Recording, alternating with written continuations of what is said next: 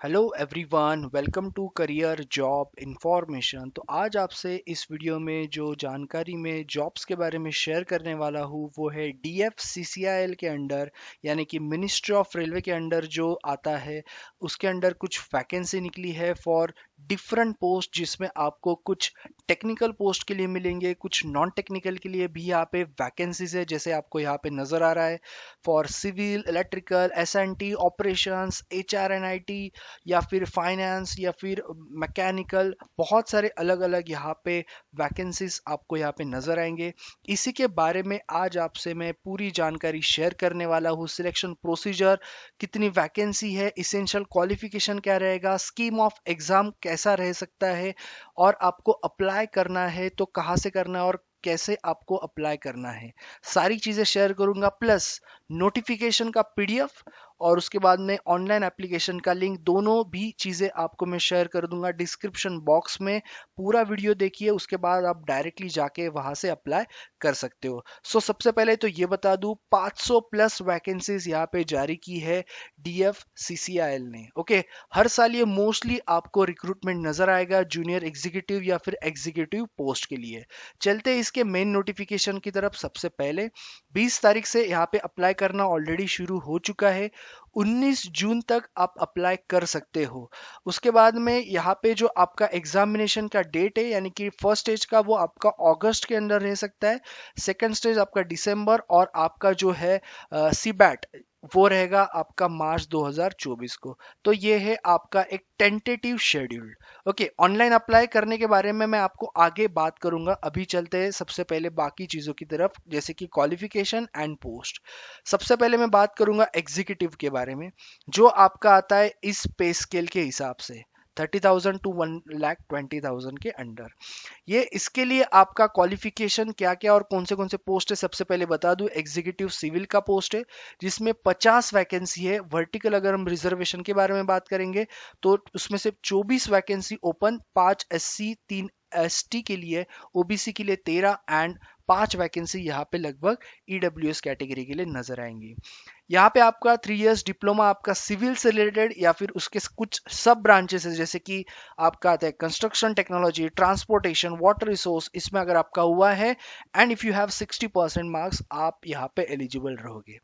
उसके बाद में इलेक्ट्रिकल में 30 वैकेंसी। आप कैटेगरी के हिसाब से ज़्यादा मैं बात नहीं करूंगा, आपको जो भी आपका कैटेगरी होगा उसमें आप अप्लाई करो। इसमें आपका जो है डेफिनेटली इलेक्ट्रिकल का डिप्लोमा होना चाहिए, या फिर इलेक्ट्रॉनिक्स का डिप्लोमा, या फिर इलेक्ट्रिकल एंड इलेक्ट्रॉनिक्स, इंस्ट्रूमेंटेशन भी चलेगा, या फिर पावर सप्लाई, या फिर जो भी सब ब्रांचेस है, पावर या फिर पावर इलेक्ट्रॉनिक्स, आप यहाँ पे एलिजिबल हो। 60% याद रखना। ओके, एग्जीक्यूटिव का जो नेक्स्ट पोस्ट है वो है ऑपरेशंस एंड बिजनेस डेवलपमेंट, जो मैंने आपको बताया था।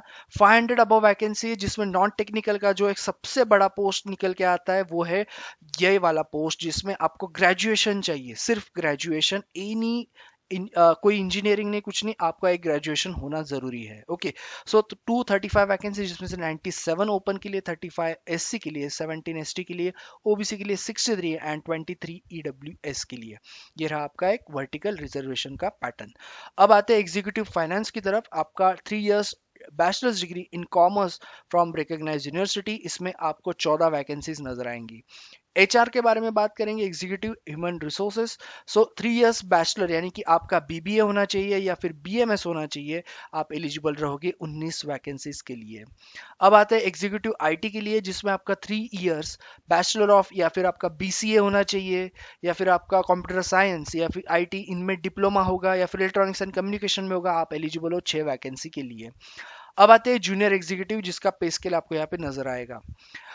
जूनियर एग्जीक्यूटिव का सबसे पहले जो पोस्ट है वो इलेक्ट्रिकल का है, जिसमें आपका मैट्रिकुलेशन 60% प्लस आपका ITI अप्रूव्ड। एक तो आप electrician, wireman, electrician, power distribution में, इन्हीं सारे ट्रेड्स में अगर आपका होगा आप एलिजिबल हो। प्लस इंस्ट्रूमेंट मैकेनिक का भी अगर आपका हुआ है तो आप 24 वैकेंसीज के लिए इसके लिए एलिजिबल रहोगे। देन जिसमें सबसे ज्यादा यानी कि सेकंड नंबर ऑफ वैकेंसीज है जूनियर एग्जीक्यूटिव के हिसाब से देखे जाए तो first number signal and telecommunication junior executive, जिसमें आपका अगेन 60% आपका मैट्रिकुलेशन और आपका आईटीआई अगर इन सारे ऑप्शंस में से यानी कि fitter, wireman, information technology and system, उसके बाद में सिस्टम मेंटेनेंस, उसके बाद में अगर आपका हुआ है फिटर का, जैसे मैंने आपको बताया, इलेक्ट्रिशियन का भी यहाँ पे एलिजिबल रहेगा। सबसे ज्यादा वैकेंसीज यहाँ पे आपको नजर आएंगी for this post. Junior executive mechanical आपका अगेन यहाँ पे मैट्रिकुलेशन प्लस आईटीआई अगर आपका फिटर में हुआ है आप एलिजिबल रहोगे, या वेल्डर में हुआ है, प्लम्बर में हुआ है, तो भी आप यहाँ पे एलिजिबल रहोगे for 9 vacancies. Okay, the number of vacancies is provisional, वो इंक्रीज डिक्रीज हो सकती है, वो तो आपको हमेशा पता रहता है, गवर्नमेंट में ये चीजें हमेशा मेंशन की रही होती है। ओके, एप्लीकेंट 19 जून तक अप्लाई कर सकते हो। अब सबसे बड़ी चीज, okay, eligibility candidates who have completed diploma degree course can okay can also apply. Up candidate having BE Tech plus MEM Tech integrated dual degree in engineering shall also consider for the post. Okay, where essential qualification BE Tech is relevant discipline is prescribed. Okay, if a candidate pursues integrated BE Tech MEM Tech program and is awarded two separate degrees, that is BE Tech and MEM Tech, then you need to मतलब आपका BE Tech का ही आपको percentage डालना है in short. Candidates having BBA plus MBA, ये भी हो सकता है integrated, so is in relevant discipline are also consider for qualification. Okay, candidate जो इंजीनियरिंग डिग्री है वो आपका 4 साल का चाहिए, बी टेक बीएससी 4 साल। ओके, नेक्स्ट के बारे में बात करेंगे वो आपका रहेगा यानी कि बाकी चीजों के बारे में बात करूंगा तो यस, एक बता दूं, for the post of executive where diploma is prescribe as essential qualification, candidates with higher qualification like BB Tech BSc shall also eligible to apply। तो ये अच्छी बात है, बहुत जगह पे ये चीज़ें होती नहीं है, डिप्लोमा अगर है तो डिप्लोमा ही चाहिए रहता है, उसका आगे का क्वालिफिकेशन कंसिडर या फिर आप अप्लाई भी नहीं कर सकते। तो यहाँ पे ऐसा नहीं है, आप अप्लाई कर सकते हो। बहुत से बच्चे ये पूछ रहे थे तो ये भी क्लैरिफाई मैंने कर दिया है। जो भी इंपॉर्टेंट चीज़ें मैं आपको यहाँ पे बताते जाऊंगा ताकि आप डायरेक्टली जाके अप्लाई कर सकते हो विथ नो वरीज। 18 से 30 आपका दोनों के लिए रहेगा, इसमें कुछ डिफरेंस नहीं है।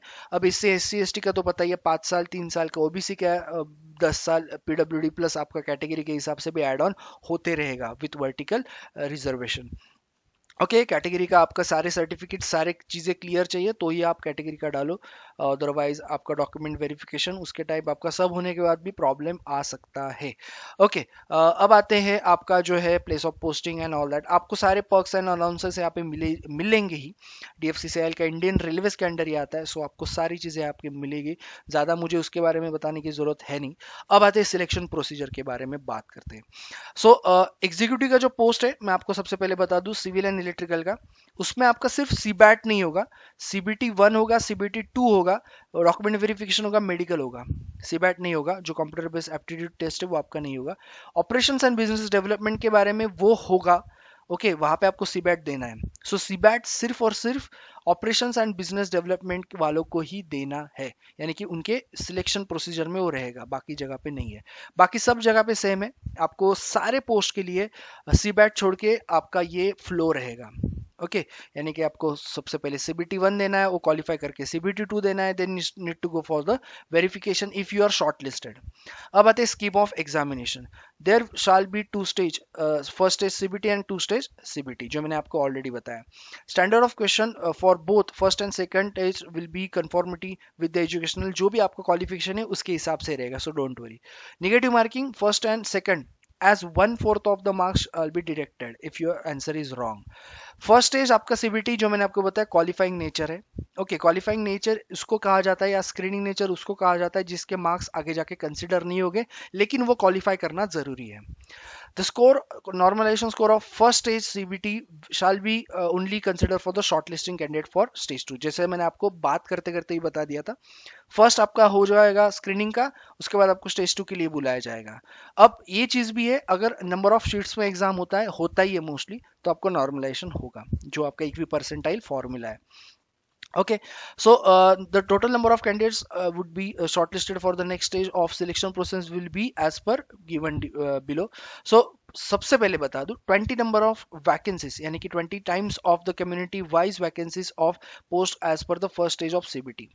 यानी कि आपको सेकंड स्टेज के लिए मैं बता दूं कैसे बुलाया जा सकता है। जैसे कि अगर 10 वैकेंसी है किसी कैटेगरी में, समझो ओबीसी के लिए 10 है किसी पोस्ट के लिए, तो उसमें आपको 20 टाइम्स यानी कि द कम्युनिटी वाइज आपको फर्स्ट स्टेज यानी कि आपका क्लियर किया जाएगा। उसके बाद में सी बैट के लिए आपका 8 टाइम्स रहेगा। अब सी बैट के बारे में सिर्फ ये बता दूं, ये पोस्ट के लिए रहेगा आपके सिर्फ ऑपरेशन एंड बिजनेस डेवलपमेंट के लिए। जिनका नहीं है वो ये स्टेज ही उनका नहीं रहेगा।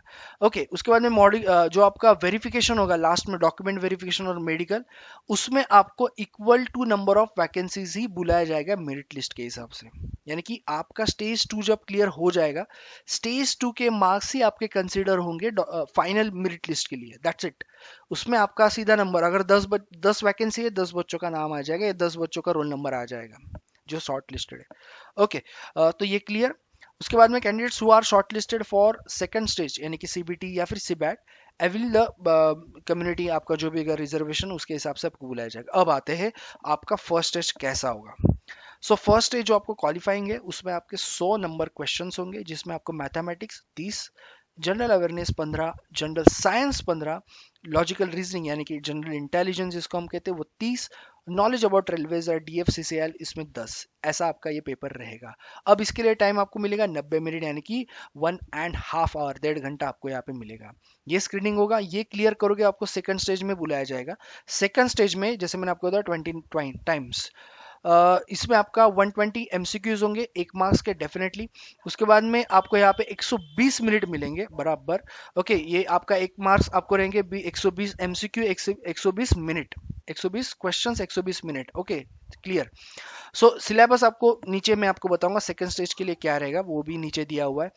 If question paper consists of more than one section, there will be no sectional cutoff. So that is also good.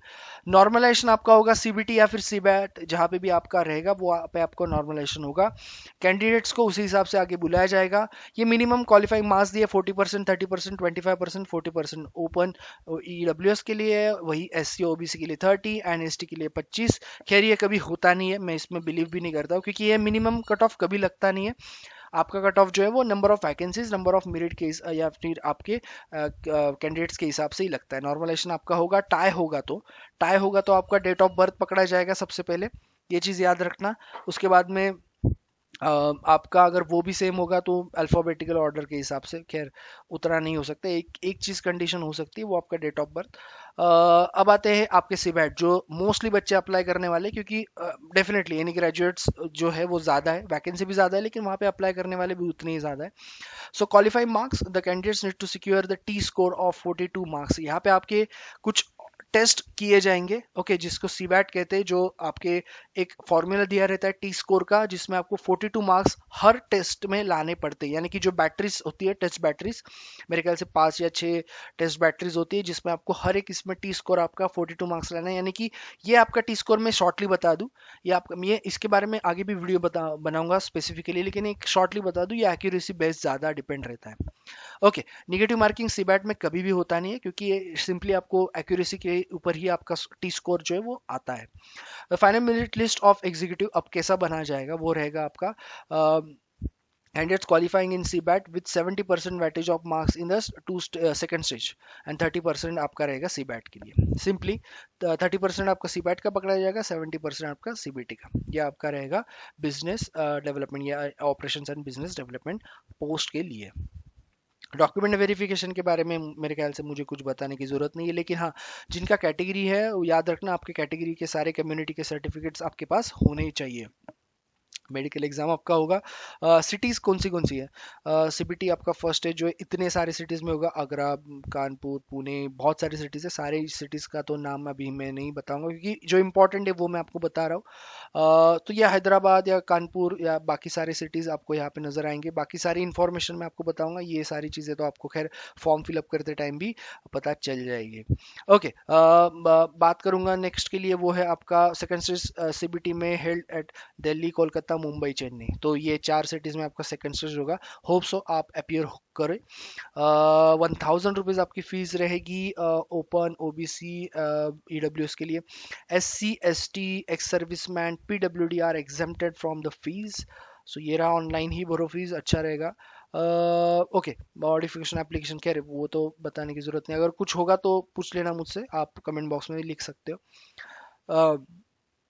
Yes, उसके बाद में आपका आता है, या इंफॉर्मेशन मैंने आपको ऑलरेडी दे दी है सीबीटी के बारे में, स्कीम ऑफ एग्जाम। हाँ, सिलेबस के बारे में बात करूंगा मैं। सीबीटी जो 2 आपका सेकंड स्टेज का रहेगा, उसके बारे में मैं आपको आगे बताऊंगा। यहाँ पे कुछ सिलेबस भी आपको दिया हुआ नजर आएगा, क्योंकि वहाँ पे मेंशन किया हुआ था। Yes, okay. यस, ये रहा आपका सिलेबस। जैसे मैंने आपको बताया, आपका पूरा सिलेबस यहाँ पे मेंशन है, यानी कि कितने मार्क्स का रहेगा उसमें, कैसे कैसे सिलेबस रहेगा, कौन से आपके सब्जेक्ट के लिए कौन सा सिलेबस रहेगा, सारी जानकारी आपको यहाँ पे दी हुई है। ओके, सो डोंट वरी, आप एक कैप्चर भी कर सकते हो फोटो, या फिर मैं आपको खैर ये पीडीएफ का लिंक दे ही रहा हूँ नीचे डिस्क्रिप्शन बॉक्स में।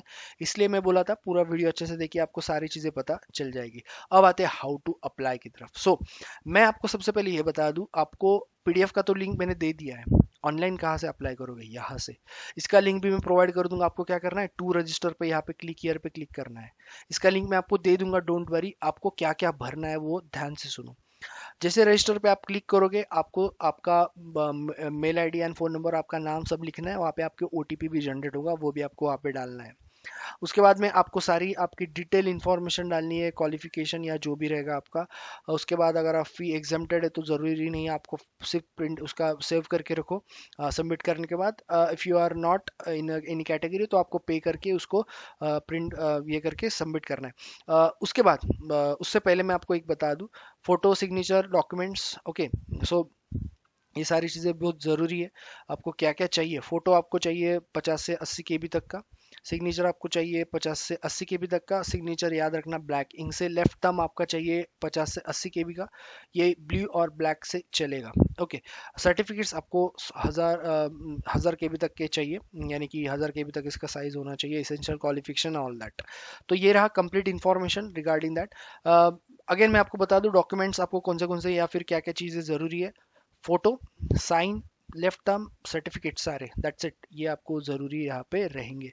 ओके, सो ये रहा कंप्लीट अपडेट। 2 लिंक आपको शेयर कर दूंगा, this one and this one, online application का। यहाँ पे आप टू रजिस्टर पे क्लिक करके आप सीधा आगे बढ़ सकते हो। जैसे ही आपको जिस तरह से अभी दिख रहा है वैसा खुलेगा, एंड आप आके यहाँ पे फॉर्म फिलअप कर सकते हो। Okay, so thank you all the best. आपको अगर वीडियो अच्छा लगा होगा तो आपके दोस्तों के साथ भी शेयर करो। मैंने सारी चीज़ें इसमें जो है कंसिडर की है, ताकि आपको कोई दिक्कत ना हो, कुछ चीज़ें आपसे छूटे ना।